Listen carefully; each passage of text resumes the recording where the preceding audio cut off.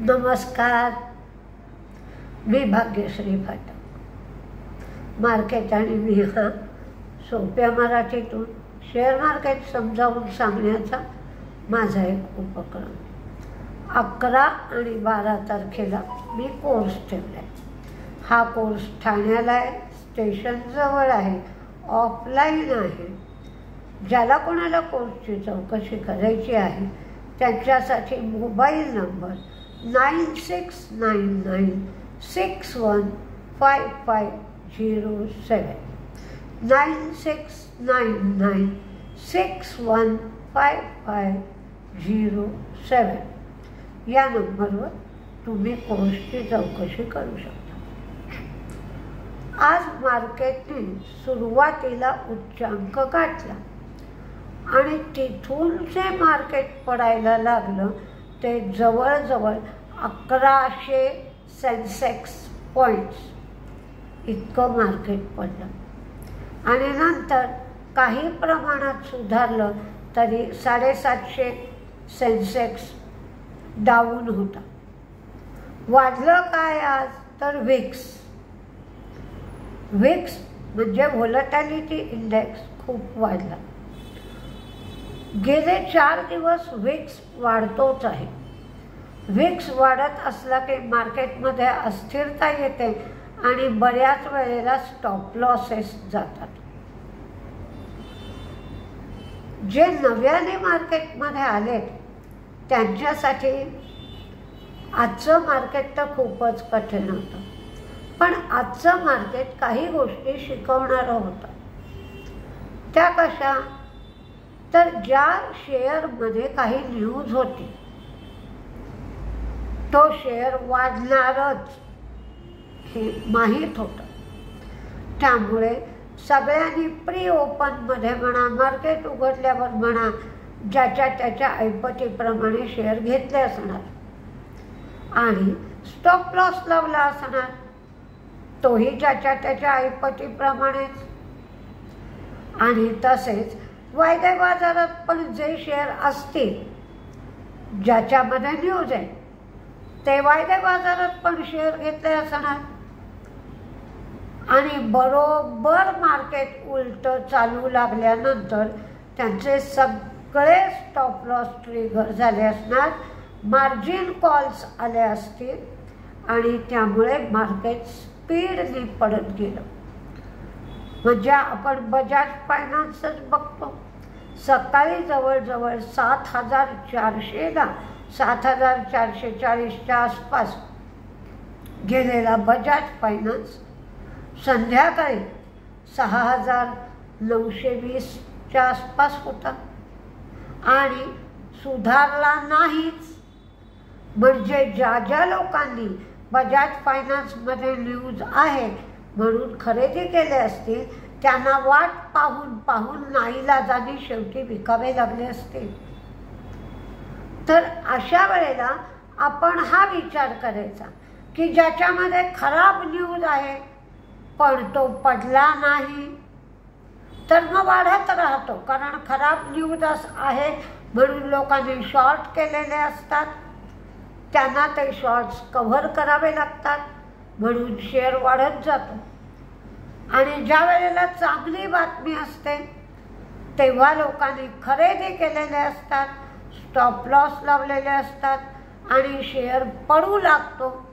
त्यामुळे त्यांना शेअर विकून त्यांची पोझिशन टॅली करावी लागते. हे आजच्या मार्केटमध्ये जे नवीन आले त्यांच्यासाठी शिकण्याचा भाग होता. आज इंडियन क्लिअरिंग कॉर्पोरेशन यांना जो प्रॉफिट झाला तो 10 कोटी पूर्वीचा प्रॉफिट होता, आता 50 कोटी रुपये झाला.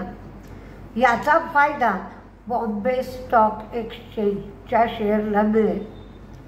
ओमॅक्स ऑटोचा रिझल्ट सुंदर लागला. CIE याचा रिझल्ट कमजोर लागला. रेलटेलचं प्रॉफिट वाढलं, रेव्हेन्यू वाढलं, पण मार्जिन कमी झालं. ब्लू डार्ट ब्लू डार्टचा रिझल्ट चांगला लागला, प्रॉफिट वाढलं, रेव्हेन्यू वाढलं, मार्जिनही वाढलं आणि सिॲटचा रिझल्ट मात्र कमजोर लागला. आज तशीच गोष्ट तुम्हाला कमिन्समध्ये पण बघायला मिळाली. कमिन्सच्या मॅनेजमेंटने डिमांड कमी आहे त्या मानाने म्हणून गायडन्स कमी केला, पण मॅनेजमेंटचा प्रामाणिकपणा सगळ्या मार्केटला आवडला. सुरुवातीला शेअर पडला आणि नंतर तो शेअर वाढू लागला आणि मॅनेजमेंटने सांगितलं की आम्ही मार्जिन मेंटेन करण्याचा प्रयत्न करणारच आहोत. कमी होईल मार्जिन अशातला भाग नाही, पण आम्हाला कुठेतरी कुणकुण वाटतेय म्हणून आम्ही गायडन्स कमी करतो. म्हणजे हा सांगण्यातली स्पष्टता, लोकांपर्यंत आपल्याला काय वाटतंय हे पोचवणं, हे सगळ्या मॅनेजमेंटची गोष्टी बहुतेक मार्केटला आवडल्या आणि तिथून कमिन्सचा शेअर 52 वीक हायला पोचला.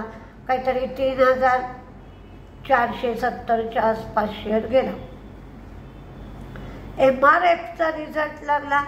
MRFचं प्रॉफिट कमी झालं, मार्जिन कमी झालं, रेव्हेन्यू वाढलं, पण MRFने यावेळेला 194 रुपये डिव्हिडंड दिला आहे. मध्यंतरी तर MRFने 3 रुपये डिव्हिडंड दिला होता एकदा, तर त्याची मस्करी झाली होती. हवा भरायला तरी 3 रुपये पुरतात का असं लोक विचारत होते. गोदरेज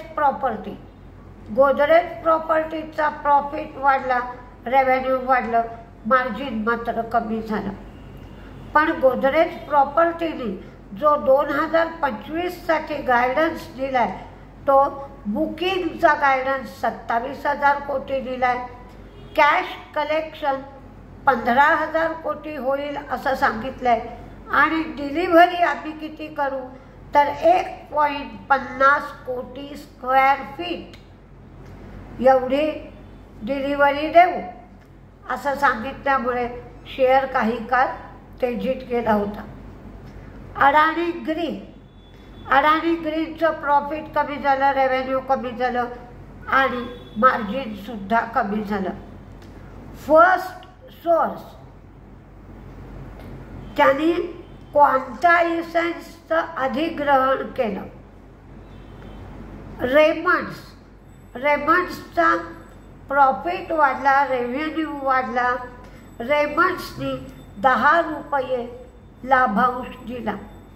पण रेमंड्स आता इंजिनिअरिंगची वेगळी डिव्हिजन सुरू करणार आहेत आणि रेमंडला एरोस्पेस, डिफेन्स आणि इंजिनिअरिंगचं वेगळं युनिट काढण्यासाठी परवानगी मिळाली आहे. JSW इन्फ्राचं प्रॉफिट वाढलं, रेव्हेन्यू वाढलं, मार्जिन वाढलं. त्यांच्या कार्गो व्हॉल्यूममध्ये 9% वाढ झाली. टाटा टेक्नॉलॉजीचा रिझल्ट लागला. टाटा टेक्नॉलॉजीचं प्रॉफिट कमी झालं, रेव्हेन्यू वाढलं, मार्जिन वाढलं. त्यांनी टोटल डिव्हिडंड जो दिलाय तो 8 रुपये 40 पैसे. त्याच्यामध्ये 1 रुपया 65 पैसे स्पेशल डिव्हिडंड दिलाय. बाकीचा फायनल डिव्हिडंड, एकंदर डिव्हिडंड 10 रुपये 5 पैसे. 8 रुपये 40 पैसे फायनल, 1 रुपया 65 पैसे स्पेशल, असा 8 रुपये 5 पैसे एवढा डिव्हिडंड टाटा टेक्नॉलॉजीनी दिला. भारती एअरटेलचे 17.5 लाख सबस्क्रायबर्स झाले. रिलायन्स जिओचे 21.4 लाख सबस्क्रायबर झाले. तर व्होडाफोन आयडियाने 6.84 लाख एवढे सबस्क्रायबर गमावले. भारती एअरटेल आणि रिलायन्स जिओ यांचे सबस्क्रायबर्स वाढले. टायटनने 11 रुपये डिव्हिडंड दिला. टायटनचा फायदा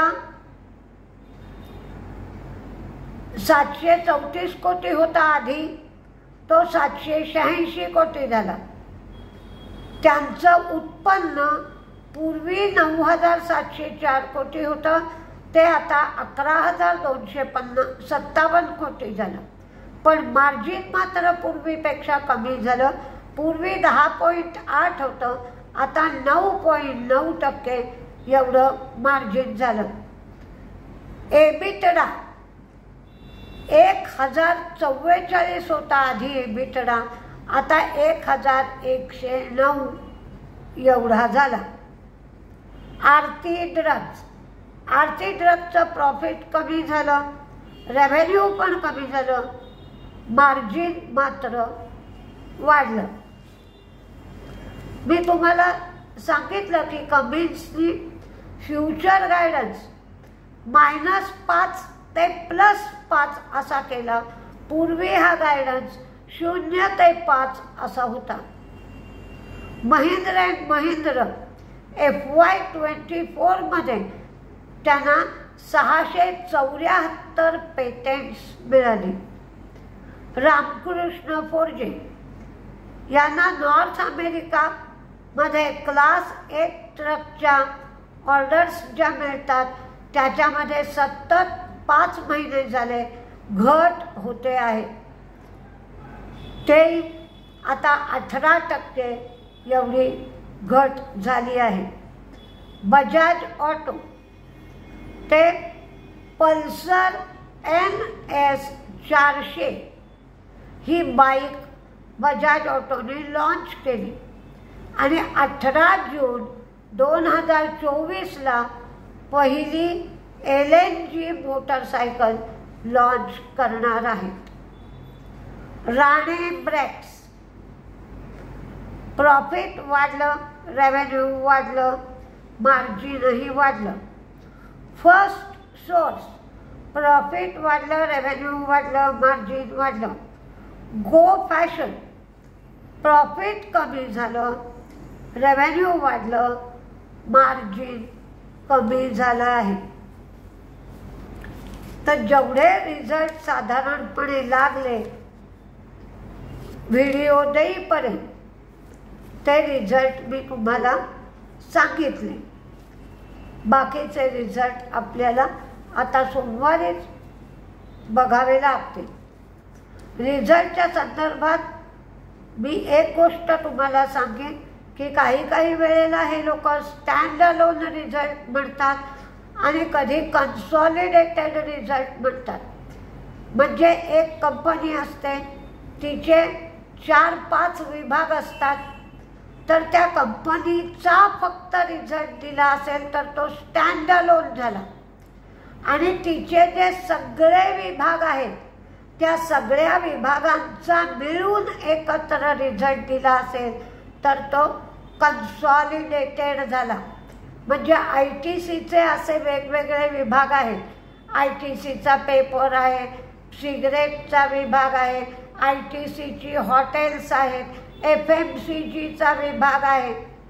तर ITCचा जो मेन बिझनेस आहे सिगरेटचा, त्याचा रिझल्ट दिला तर तो स्टँड अलोन झाला आणि सगळ्यात टोटल ITCचा मिळून रिझल्ट दिला तर तो कन्सॉलिडेटेड रिझल्ट असं म्हटलं जातं. मार्केट कसं शिकता येईल तर असं अनुभवावरूनच मार्केट शिकावं लागतं. आता आपली भेट सोमवारी होईल.